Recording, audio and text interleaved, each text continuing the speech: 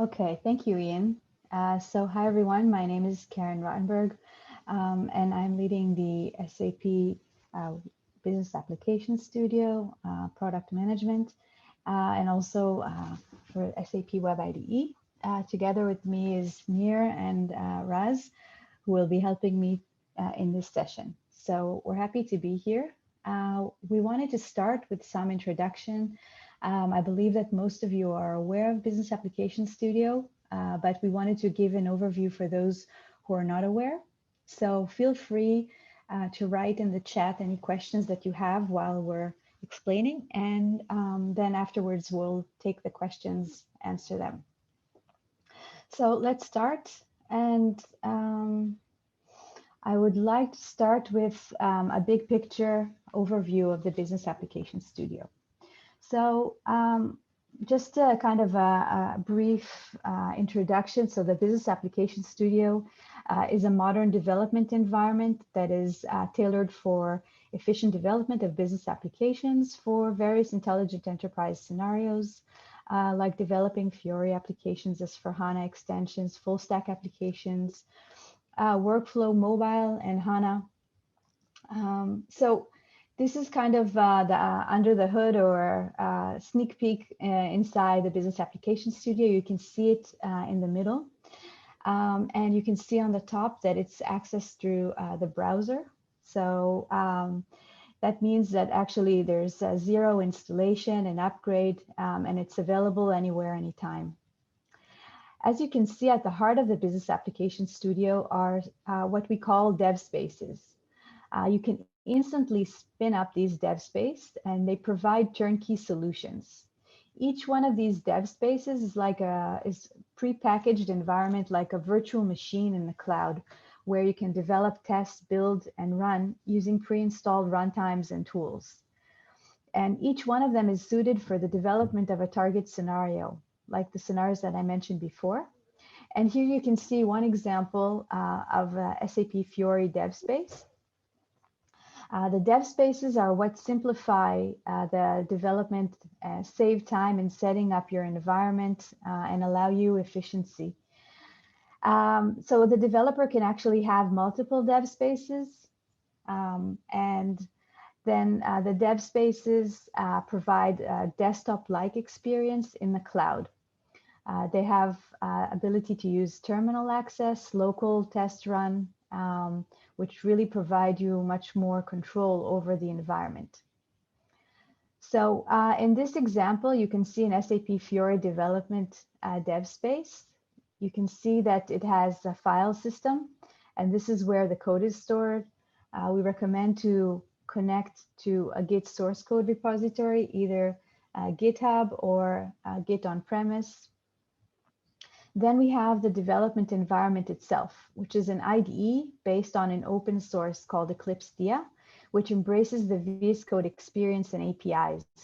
And this allows us to include many extensions that are available in the community, which actually give you an experience that is similar with code editors and many capabilities that are similar to what exists in Visual Studio Code.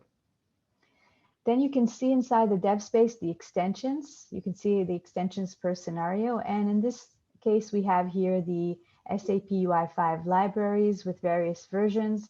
You have here the layout editor, which is the graphical editor for SAP UI5, and language services for SAP UI5 for code completion and telesense. And if additional extensions are needed, then there's an option to customize the dev space and add additional extension. So you can add additional extensions inside what we call the dev space manager, which is where you create the dev spaces. And also you can extend the dev space by an integrated UI where you can browse extensions from an open VSIX repository. There you will be able to see more than 900 extensions that are available, community third-party extensions that you can add to your dev space.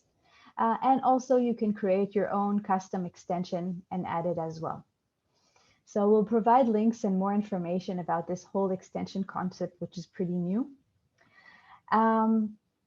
And then you can see also on the right-hand side, all the data sources. So during the development and also later when testing, what you can do is you can consume data and services coming from various sources, either on premise or on the cloud or also non-SAP.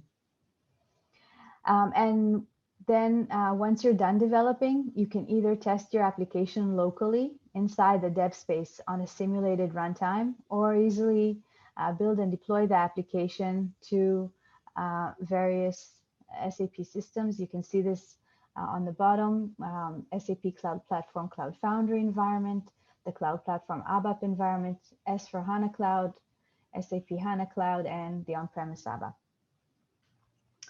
So this is the big picture.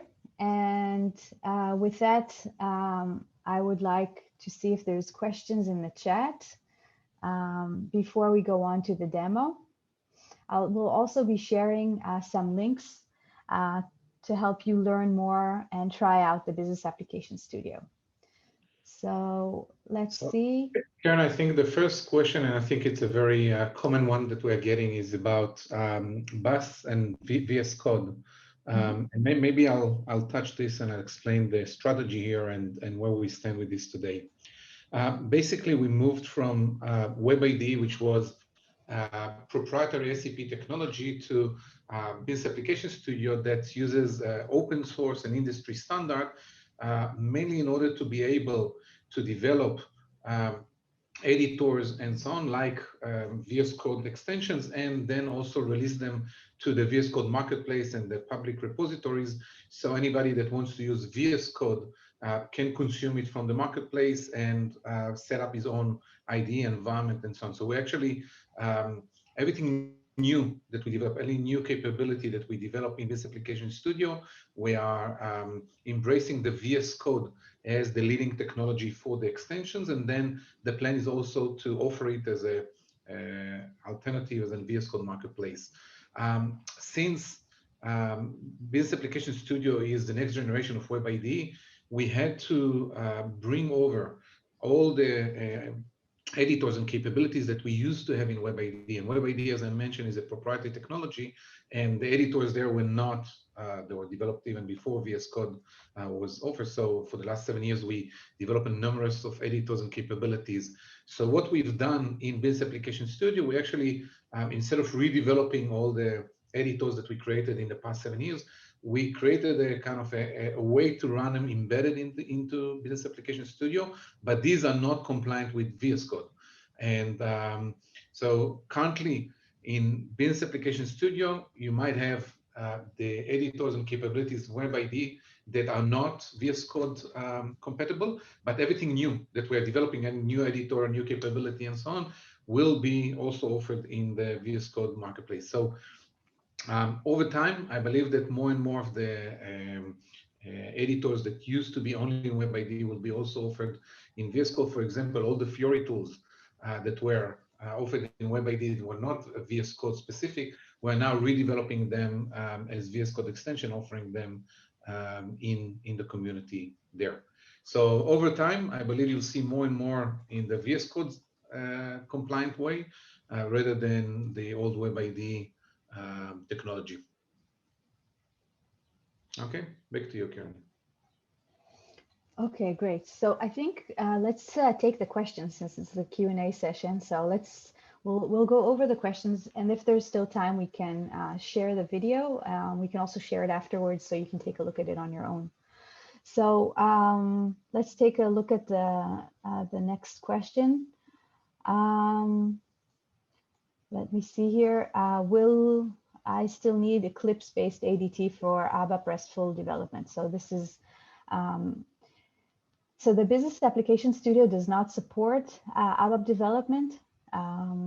So for that, we recommend to still use Eclipse. It does support, like we said, Fiori and UI5, Java, Node. What we are working on, and this will be possible. Actually, one of the extensions is possible now. There are extensions that are offered by the community, third party. There's a few ABAP extensions. So what we're working on is in seeing how they work inside the Business Application Studio. One of them we've already managed to have working inside, and there's a colleague who wrote a comment on one of the blogs where he tested that already. And there's also additional extensions that we're taking a look to see how they work, but it's not the same as using Eclipse. So it will not have all the tools, and it will be, community and third-party based. So with that, the recommendation is to continue using Eclipse. And once there are additional capabilities that you can choose for ABAP, we'll release a blog telling you what is available and what you can add via these extensions. Nir, you want to add anything? No, that's fine. Okay. So the next one about licensing. So for licensing Business Application Studio for S4 on-premise, there's a question here. What about licensing for customers with S4 on-premise, which only need Business Application Studio for developing new Fiori applications and possibly adapting SAP applications by using adaptation projects? Do they need a base license? Okay, so what's required is just to license the Business Application Studio. There's no need to license additional runtimes or any other capabilities. So you'll have with that the ability to use the destinations and the cloud connector. So that's possible. That's pretty similar to what we had in the past with Web IDE. And the Cloud Foundry, the runtime that is required, this is only if you would like to test the application in the cloud and use the Cloud Foundry runtime.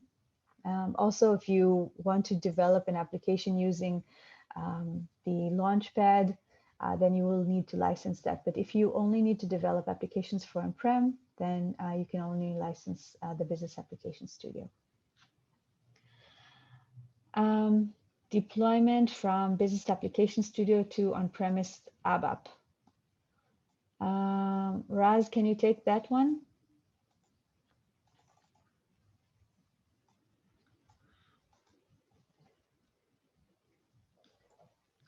The deployment requires FES 5.0, that's correct. And if it's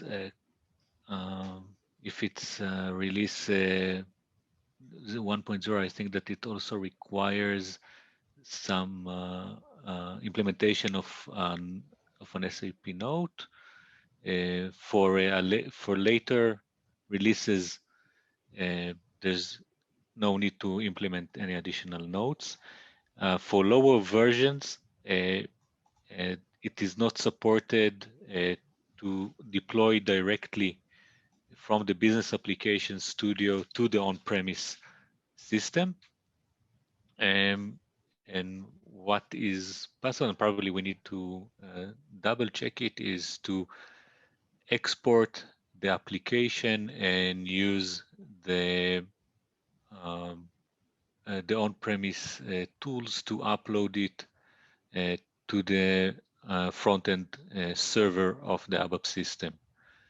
The other option, of course, as Matis mentioned, is to continue and use SAP Web IDE that can connect and deploy application directly from the SAP Web IDE to the on-premise system that uses lower versions of FES.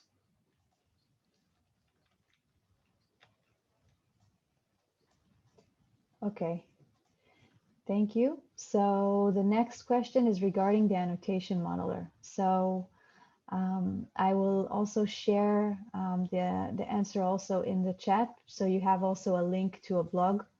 So the idea is that the next generation of the Annotation Modeler, this is something that is currently, what we have is a code-based tool that helps with context-sensitive annotations. There's a blog talking about that, and the team is looking for input from customers on what they're looking for. So if you can take a look at that blog and feel free to comment on that. So that's regarding the annotation modeler. Let's see the next question regarding migration. So it is difficult to migrate tools and resources from Web IDE to BUS question. Okay, so what we've done is there's a few things that I can share here. We've created a few blogs about how to migrate. You don't need to migrate any tools. All you need to migrate is your code. So we've already integrated the tools from Web IDE into Business Application Studio, like the layout editor and many additional tools you'll be able to see inside Business Application Studio. All you need to do is take care of the code. So in general, the migration is a bit different per scenario. So we've created blogs sharing how to migrate from Web IDE to Business Application Studio. There's various scenarios for migration depending on your runtime and what you develop.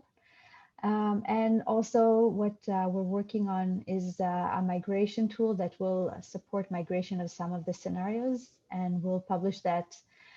There's already, some of it is already released, so we can share also a link to that, but it will support additional scenarios as well.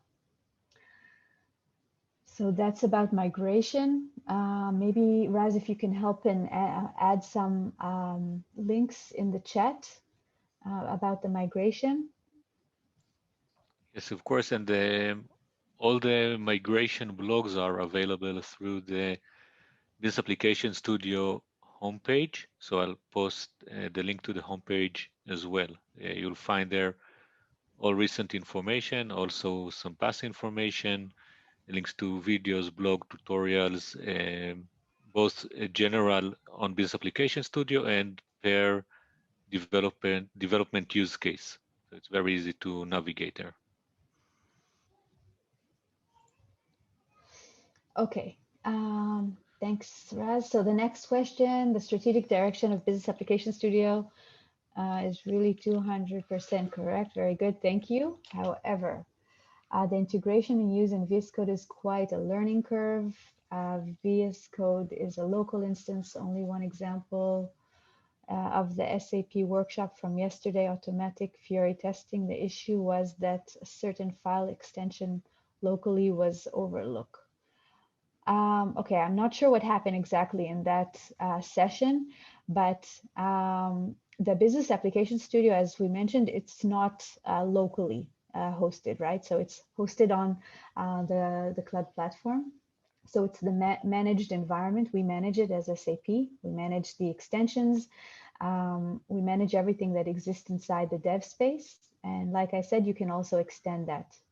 So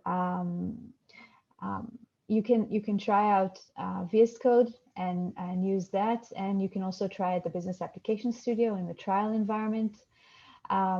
If you haven't used VS Code, obviously it's a learning curve. I don't know what you used before, if it was Eclipse or Web IDE or anything else. But like mentioned, so Business Application Studio is not locally. And with that, we manage that. So that means that the extensions that are available there are the extensions that we provide out of the box. They're prepackaged inside the dev space. And we make sure that they are updated with the right version. So I hope that helps. Karen, maybe I'll add just one thing. The use of VS Code as a baseline technology enable us two things. First of all, to develop based on something which is almost an industry standard or standard de facto, and then release it also for a marketplace that any developer that wants to do it itself, like control his environment, work locally, have more control managed environment that he feels capable, can do it. The Business Application Studio provides more of a managed environment that we are hosting. We are making sure that everything is kind of connected end to end, is working seamlessly. That's for developers that are looking more for the intent base. Okay, they want something that is pre-configured, pre-managed, less control, but more productivity and more ease of use. One thing that we are adding to the Business Application Studio is a set of what we call productivity tools that simplify the development and provide kind of an intent-based activities that you won't need to use command line, but you have kind of an easy user experience on top of that, that for the most common development tasks, like how to consume a service, how to deploy, and so on. These are coming out in these quarters, some of these productivity tools. And the two versions that you have, one working with VS Code for those that feel that they prefer to control the environment, use command line, is available. Anybody that wants to use a more intent-based, easy-to-use online environment will have BUS. So it gives us the ability to provide both. Of course, in VS Code, it's much harder for us to control all setting and configuration, and that might lead to some glitches or things that people will have to handle themselves. We're always happy to hear feedback on things that might not work there and so on, so we can look at it as well. But our main focus is to make sure that everything is working on the managed environment of the Business Application Studio Online to make sure that it's working smoothly there.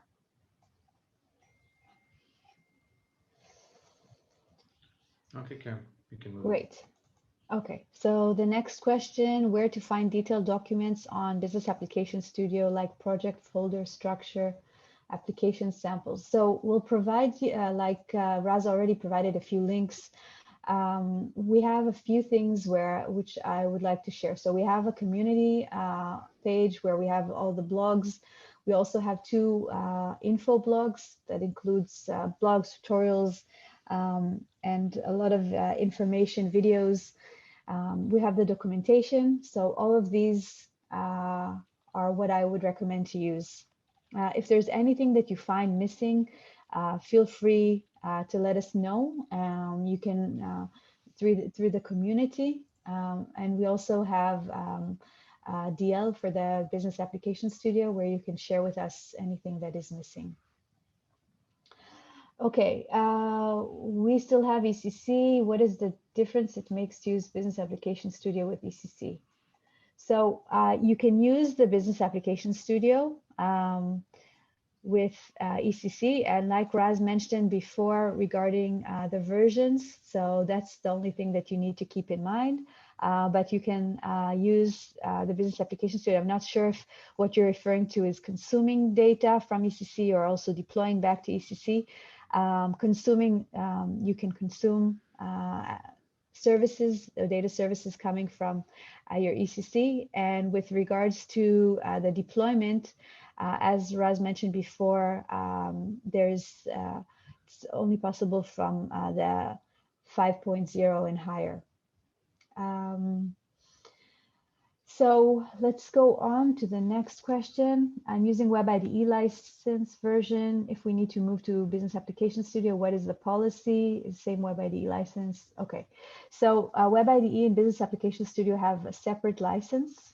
So if you would like to use the Business Application Studio, you can purchase it separately. It's available in subscription and consumption-based pricing, and also in the SAP store. So what we recommend and what we've seen a lot of customers doing is that they license the Business Application Studio and create their new applications in Business Application Studio, and then start migrating their applications from Web IDE to the Business Application Studio. If you're using consumption-based pricing, it's easier. You can use whatever you would like. So you can gradually move from Business Application Studio, from Web IDE, sorry, to Business Application Studio. Next question. It is difficult to use Business Application Studio for developers who are working with Web IDE, never worked with VS Code. So yes, I understand the experience is different. And that's why we provide a lot of documents and help tutorials. We've also created a video that I will share. That's actually the video that I plan to present in this session. So if we have time, I'll present that. If not, then you can take a look at that. So I'll share this video with you, which shows you the Business Application Studio environment. And we've been working with a lot of customers that have used Web IDE. I believe it's something that takes you know, 1 or 2 tutorials and then you get used to it. Like we said, we've included a lot of the capabilities that are exist in Web IDE, the wizards, the templates, the layout editor, and we'll be adding additional productivity tools that you'll be able to see next month as well, to make it easier for you to build applications, deploy them, and also some interactive guided tutorials or guided documents that are inside the Business Application Studio to help you work and create your applications.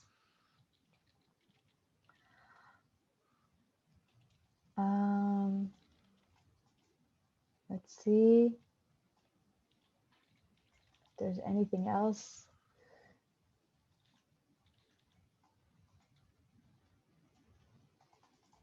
Okay. I saw here one question which I think I missed. Regarding the date picker, I think we'll need to take that offline. I'm not sure regarding this question. I assume you refer to the UI5 date picker.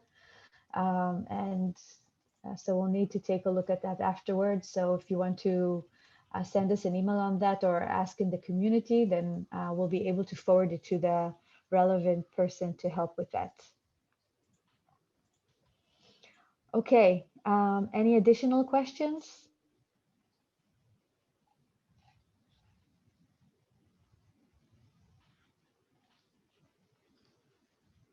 Maybe you'd like to share your video, Karen. Yes, I'll do that. And feel free if you have more questions, we'll take that also. Okay, so let me share with you the video.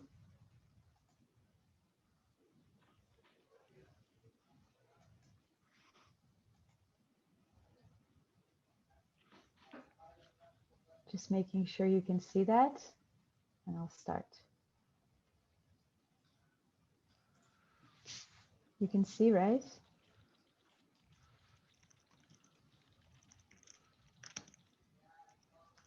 Okay, so this is the Business Application Studio. This is what we call the Dev Space Manager. Here you can create new dev spaces. Here you can see the SAP Fiori dev space and the Cloud Business Application dev space, HANA, mobile, and so on.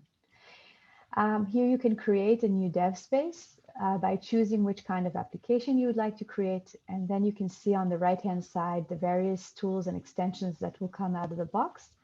And you can click to add additional extensions, and the dev space will start. Once it's running, you can click on the dev space name and open it. And here you can see the environment. This is the development environment. You see is similar to VS Code. You can clone an application from the Git. So just by entering the URL. And you can also create new applications. Here you can see also the tools that exist, all the various tools inside the dev space. And you can use the terminal. So this is the command line where you can create new applications. You can use the command palette. And you can also create applications from templates. So you have really 3 options for creating a new application. And just to take a look at the layout, you can see here the different icons that you can choose. You can search here, you can choose the run configurations to run applications and also see the projects, explore the projects. Here you have the source control Git. You can see here the status of the file. And also you can choose the 3 dots here and see all the operations that you can do inside Git. And now you'll be able to see that you can also open the code editor. This is the code editor location, either code or graphical editor. So here we are opening the layout editor. It's also possible to have side by side. So you can see the graphical editor and also the code editor for the XML and change the size. Here on the bottom, you can see the status of the files, and you can also see the problems that you have and debug. And then inside, you can create a new terminal. So you can create a new terminal through clicking Terminal New and create new applications or execute commands, or you can open a terminal on a specific project and then use that to run any command that you need, like building the application, deploying. Here you can see this is the command palette. This is pretty new to those of you who don't know VS Code. You can see that you can either search for anything that you're looking for, like Git files, Cloud Foundry, logging into Cloud Foundry, or you can just see the list. Now, in the problems area, you can choose the issue, the problem that was found. Click on that, and then it opens the file with the problem. Here you can see a few examples of that, and you can also see the outline. So in the outline, what you see is you see actually the file that you have open and the outline of that. And also, if you choose File, Settings, Open Preferences, you can see all the user settings. You can change the settings per dev space, like Git or ESLint. And you can change any of the settings here for your dev space, and also change the theme from black to white or other themes, dark. So that's pretty much an overview of the Business Application Studio, what it looks like. And let's see if there's any additional questions. I've also shared this link in the chat so that you can take a look at that afterwards. Ian, do we know why it's impossible to copy from the chat? People are trying to copy the links there, and it seems like it's blocked or something.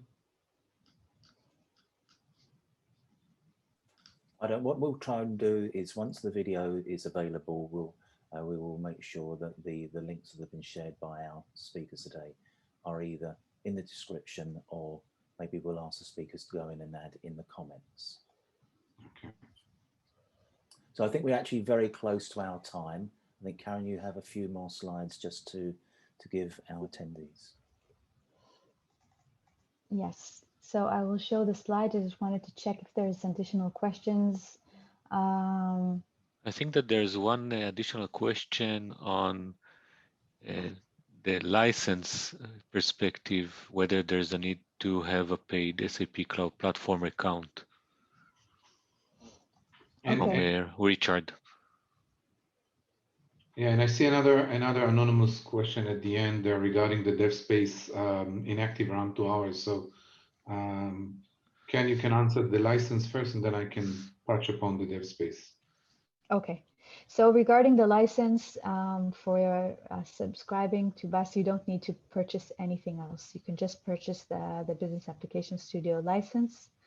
So you don't need anything on top of that.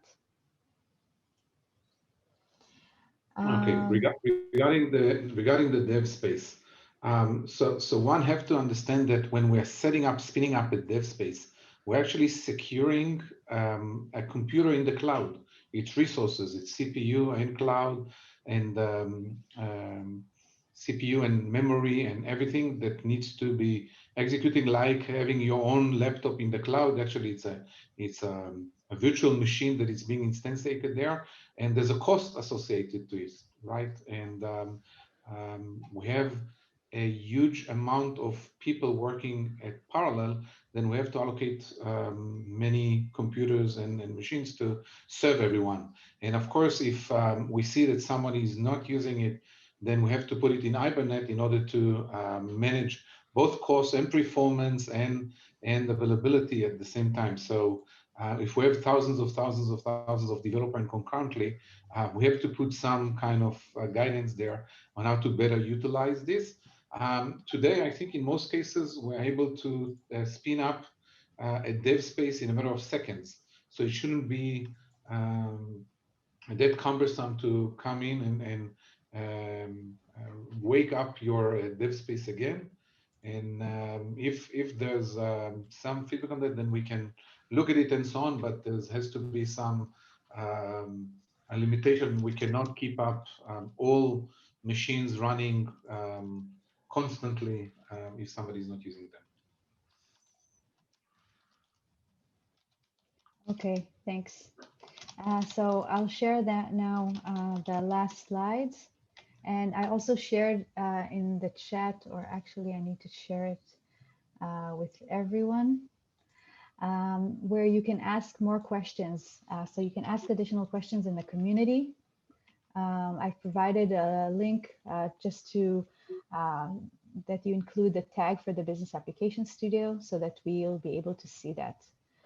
So let me share my screen and share with you the last slide. So here we have the links that we've provided also in the chat, and I'll pass it back to Ian. Perfect. Thank you, Karen. Ladies and gentlemen, it concludes now our Q&A session for today. I will thank our speakers, Karen, Nia, and Raz, on your behalf. If your question was not answered, or you're watching this in replay and you have a question, as Karen just mentioned, please go to the SAP community where you can answer that question, and also make sure that you tag your question with the Business Application Studio so our experts can see them. Thank you very much.